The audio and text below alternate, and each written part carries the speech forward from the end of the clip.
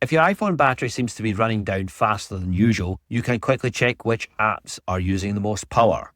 Start by opening the Settings app on your iPhone. Scroll down and tap Battery. Give it a moment to load and you'll see a list of apps along with the percentage of battery each one has used. Apps at the top of the list are using the most battery power. Tap down and tap View All Battery Usage. Tap down again, and you can tap See More to get the full list of apps.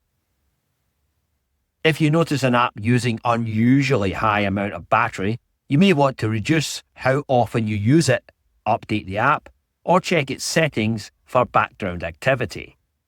And that's how to check which apps are draining battery on your iPhone. If this video helped, please leave a like and subscribe for more iPhone tips and tutorials.